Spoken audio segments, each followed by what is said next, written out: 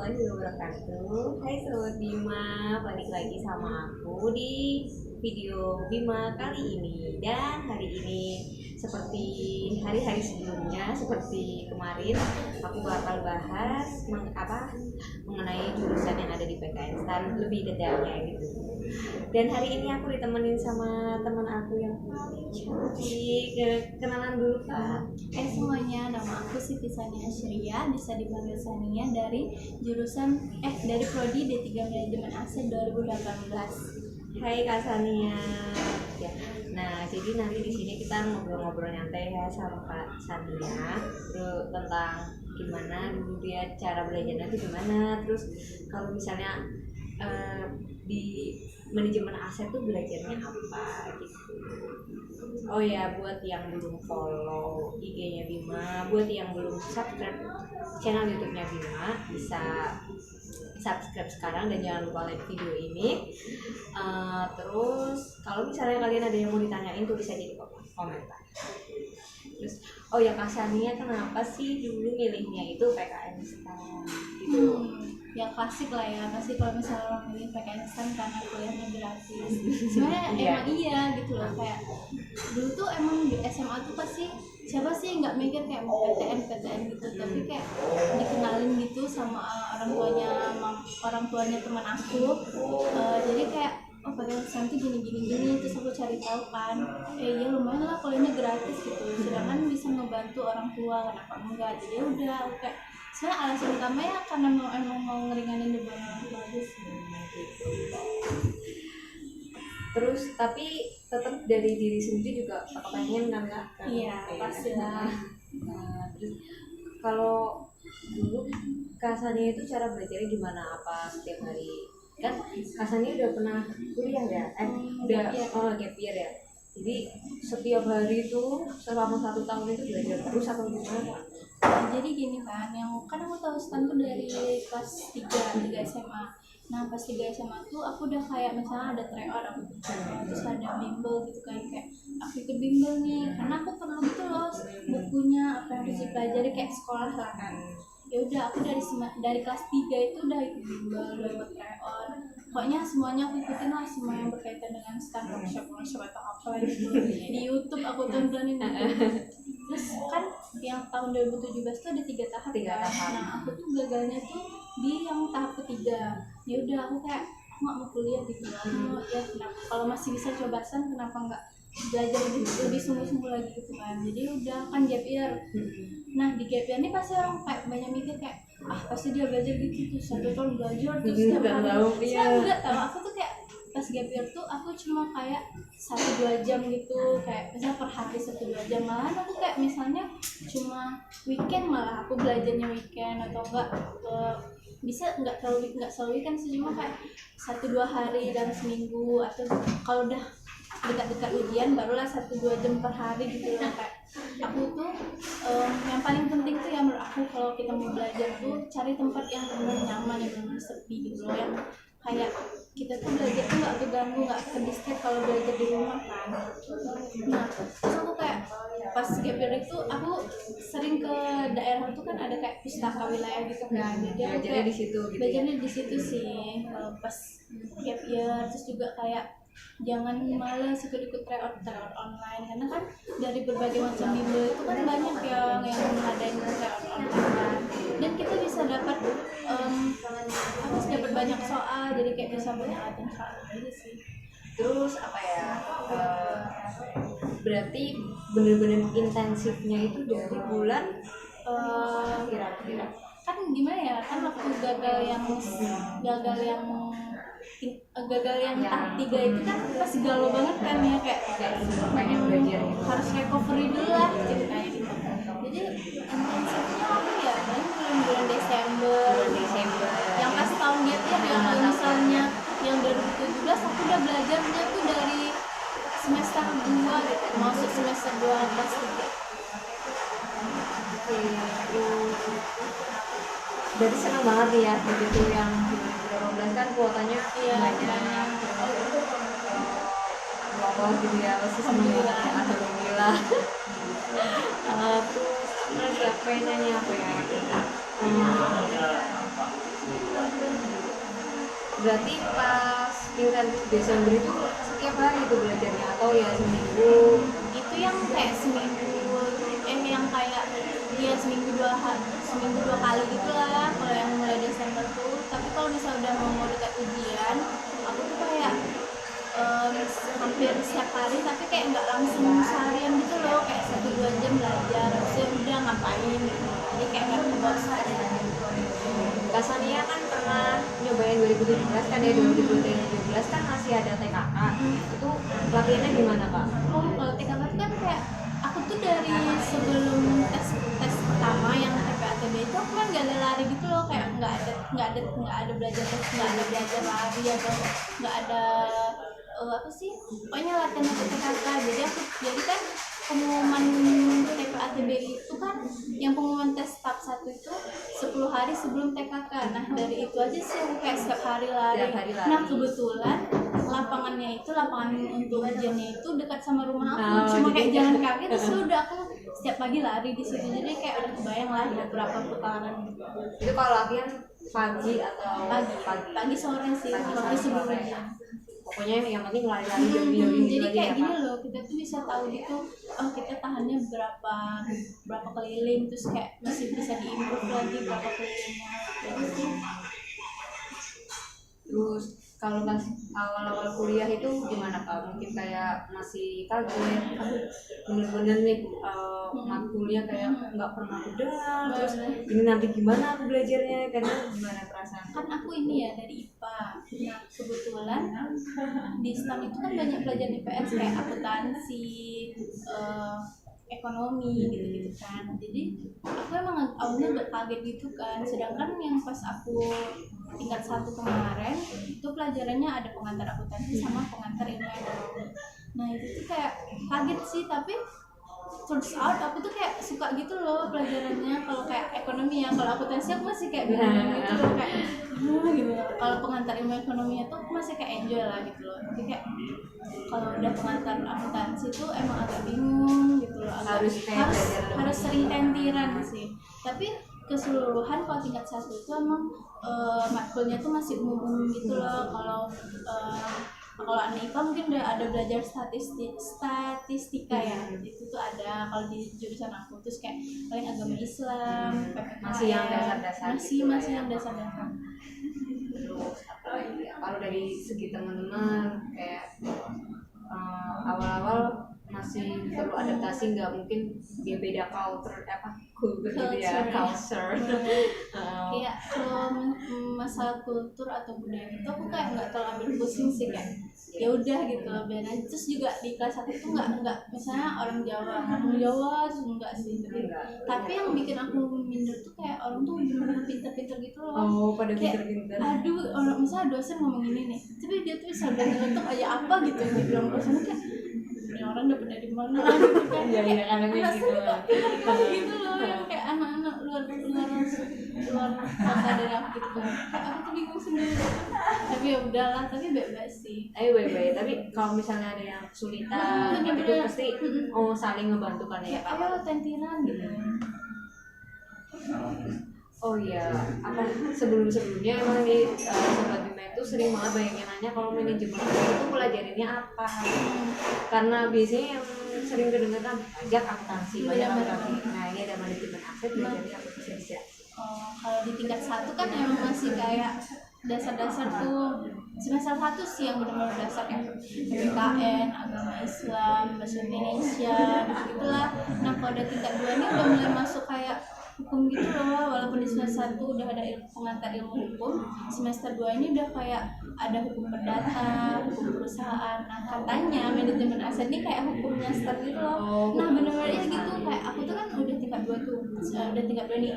Jadi semester 3 ini benar-benar ada hukum acara perdata, hukum pertanahan gitu. Kayak menurut aku sih kalau di manajemen aset tuh lebih banyak hukum gitu.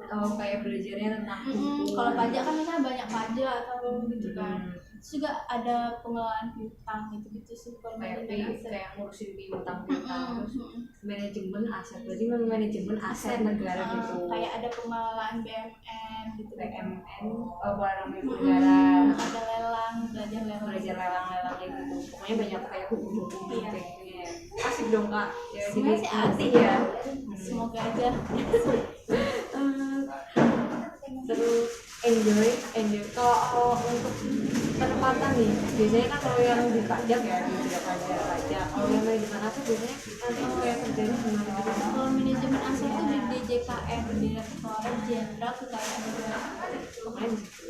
Banyaknya di DJKN. Jadi kayak kerjanya gambaran besar Gambaran besarnya paling kayak ngadain lelang gitu loh, kayak aku sih belum kurang tahu juga ya, maksudnya kayak karena kan baru kayak tingkat 1 gitu, baru kayak gambaran kasarnya ada di DJKN tuh paling mengelola aset, mengelola kekayaan negara, terus kayak ngadain lelang, ngurus piutang gitu. Terus kan udah jalan 1 tahun ya, suka dukanya apa gitu. Suka dukanya paling kayak gini aja sih, paling udah kayak mulai kayak memahami cara belajar gitu loh, kayak misalnya nggak bisa nih belajar mau dekat ujian aja, berarti semester 3 ini memang harus belajarnya dicicil gitu sih. Terus kayak suka dukanya dosen-dosennya baik, ada yang baik, pasti ada yang tegas lah, killer sih enggak, tapi kayak tegas terus objektif gitu loh, nilainya memang benar-benar misalnya aktivitas tuh kuis, yang benar kuis nggak ada menilai kayak kita di kelas kayak gimana apa gitu. Ceritanya terus teman-temannya baik, solid lah kalau kelas aku ya. Terus kayak kan nggak semua kelas kalau yang kayak gitu. Kadang nggak apa kelas yang solid. Tapi menurut aku bukannya paling pelajarannya aja ya yang kayak benar-benar jauh dari SMA. Emang harus benar-benar pasti belajar kayak baru gitu ya, baru banget, hal yang baru banget. Udah naik di tingkat 2 ya ini ya, terus harapannya apa di tingkat 2? Mungkin sebelumnya di tingkat 1 kayak masih kadang malas belajar. Kalau aku sih tingkat 2 semoga aja belajarnya kayak lebih rajin, ya pasti lah yang kayak gituan, terus kayak ya belajarnya lebih rajin, terus kayak ujiannya lebih lancar, nilainya lebih tinggi gitu aja sih. Kalau di tingkat 1 setiap hari belajar nggak sih kak? Enggak, justru karena banyak nih teman-teman Bima kayak nanya, kak kalau di STAN itu ada belajar terus nggak sih? Sebenarnya gini loh, kayak mungkin belajar terus tuh karena dosennya tuh ngadain kuis terus gitu kan, jadi mau nggak mau kita emang harus belajar hampir setiap hari gitu, karena kan materinya banyak ya. Jadi kayak itu belajarnya paling nggak setiap hari sih. Kalau setiap hari itu kan kayak kita ngampus juga udah sampai sore gitu kan, belajar lagi tuh kayak benar kayak menurut aku, kalau aku ya enggak sih kalau belajar setiap hari gitu, kayak capek aja gitu. Tapi aku justru kayak kalau udah tingkat 2 ini benar pengen aja sih belajar setiap hari, karena kayak bisa nyicil gitu loh, mau UTS mau UAS materinya tuh udah ada di gambaran gitu sih. Itu kalau mindset itu 1 semester biasanya berapa matkul sih kak? Kalau misalnya yang semester 1 itu ada 8 matkul. Kalau semester 2 kemarin 9 matkul. Banyak ya. Semester 2 kemarin pengantar akuntansi biasa semua pengantar akuntansi 1, 2 dapat makro. Kalau yang semester 1 pengantar ilmu ekonomi itu tuh kayak mikro dasar sama makro dasar gitu. Kalau yang semester 2 baru mikro, kalau mikro emang agak susah sih. Aku personally merasa susah. Yang paling asik nama matkulnya apa ya? Pengurusan piutang negara. Ngeri banget itu ya, pokoknya ada kalau udah ada negara-negaranya tuh ngeri ya. Kayak pengurusan piutang negara, terus kayak ya menurut aku mikro juga asing gitu loh, kayak nggak pernah lah SMA belajar mikro. Terus mungkin Kak Sania ada saran-saran kalau tips milih jurusan buat adiknya atau cara belajarnya enaknya gimana? Menurut aku sih kalau jurusan yang penting kan belajar aja lah dulu, belajar dengan giat, jadi kayak TO-nya tuh bisa tinggi gitu loh, minimal kita ngukurnya dari TO aja deh, kayak kalau TO-nya udah tinggi, nilainya udah tinggi, kayak kita tuh bisa milih gitu loh mau jurusan apa aja. Bahkan kalau dia 3 pajak yang passing grade-nya yang tinggi aja kan pasti bisa kalau misalnya udah tinggi kan. Tapi menurut aku emang kayak kalau bisa emang diteliti lagi lah, kalau pajak tuh kan banyak urus pajak, banyak hitung gitu kan. Kalau akuntansi ya belajar akuntansi, kalau misalnya manajemen aset mungkin kalau kalau katanya hukum gitu kayak pasti banyak ngafal atau apa kan. Kalau misalnya aku kalau misalnya bea cukai mungkin kayak lebih ke fisik ya, terus kayak ngurus-ngurus bea cukai gitulah. Kalau aku sih gitu aja ya, just cara milihnya tuh lihat aja kalian sukanya yang kayak gimana, banyak hitung atau ngafal gitu sih. Kalau di mindset presentasinya antara hitung sama ngafal itu kira-kira Banyak ngafal itu sih. banyak ngafal karena kayak hukum gitu ya. Kalau di semester 2 kemarin hitungnya cuma pengantar akuntansi. Cuma itu aja. Tapi mikro ada ngitung tapi nggak banyak gitu lah, kayak Iya, hitungan cuma- dasar gitu. Kalau statistika semester satu. Semester 1 ya itu ngitung juga, tapi kan pakai kalkulator ya kalau Ya diajarin kan ya. boleh bawa cheat sheet gitu kan kalau statistik. Terus buat yang masih pada berjuang nih, yang mungkin kemarin nggak lolos terus masih pengen nyoba lagi, sarannya pasannya apapun, belajar terus kah atau sesuaiin kah cara belajarnya? Yang paling penting tuh kenalin gitu loh cara belajar kayak gimana, lebih nyaman gimana, terus kayak materinya tuh harus dipahami satu-satu gitu, karena kan ada gitu soal STAN tuh nggak MTK banget gitu loh, jadi kayak dia tuh ada tentang aritmatika, ada tentang ini tuh benar-benar bab-babnya tuh dipelajari semua, terus kayak ya pokoknya yang paling penting tuh tryout sih, jadi kayak kita bisa tahu gitu loh dulu ya. kita tuh semampunya seberapa, terus kayak apa gitu yang kurang, TBI-nya atau TPA atau TWK gitu kan. Terus kayak dan yang paling penting adalah berdoa sih, berdoa. Karena aku juga kayak kalau misalnya nggak berdoa gitu loh, kayak nggak ibadahnya nggak kuat gitu, kayak aku sih nggak yakin juga loh. Sedangkan gini loh saya, teman-teman aku yang misalnya juara umum gitu terus ikut tes juga sama aku, jadi kayak yang lulus tuh ya alhamdulillah Allah tuh milih aku gitu loh, dan aku nggak tahu sih sebenarnya gimana. Mungkin kekuatan doa. Menurut aku kekuatan doa sih, sedangkan kalau logikanya pas orang tuh bintang Terus apalagi ya? Oh, bingung. Berarti sama orang apa ya? Oh, kadang kan ada yang nanya apa? Kadang mau belajar tapi bingung mau mulai dari mana. Kalau menurut Asnania gimana? menurut aku gimana ya, Satu-satu dulu. Ya kalau mau TPA dulu. bener kayak ada tuh biasanya kan kalau aku sih karena bimbel jadi kayak tahu gitu loh, misalnya materinya tuh yang bab satu apa, jadi aku emang kayak ngikutin alur bimbel aja sih, alur bukunya aja gitu. Tapi kalau misalnya aku ada yang nggak paham itu tuh kayak aku skip dulu, misalnya aku tuh udah belajar, udah kayak berusaha mengerti sama nanya tempernya, kalau itu masih kayak mantul gitu loh di otak aku, jadi kayak udah skip dulu terus lanjut ke bab lain yang lebih bisa dimengerti. Pokoknya dipelajari dari awal lah ya, dari TPA itu mencakup aja step by step. Terus kalau emang nanti ada yang sulit ya cobalah yang lain dulu gitu ya. Jangan nyerah aja sih, jangan kayak susah nih nggak mulai. Biasanya kan kayak gitu ya. Oke, jadi sharing sesinya sudah selesai ya. Kalau misalnya ada yang mau ditanya, tadi udah aku bilang tulis aja di kolom komentar. Kalau misalnya kita ada salah atau mungkin ada yang kurang dipahami, kami mohon maaf ya. Semoga teman-teman bisa kebantu dari penjelasan Kak Fania tadi. Kayak kalau misalnya manajemen aset itu ibarat kayak hukumnya STAN, terus kalau yang lalu mungkin menilai kayak teknik sipilnya STAN, kalau sekarang manajemen aset mungkin kayak hukumnya STAN. Mudah-mudahan sih ada bayangan ya, kalian besok yang mau milih manajemen aset ya paling belajarnya kayak gini ya, yang lelang, utang gitu ya Kak. Oke, sekian dari kami, kurang lebihnya mohon maaf. Wassalamualaikum warahmatullahi wabarakatuh. Dan tetap semangat.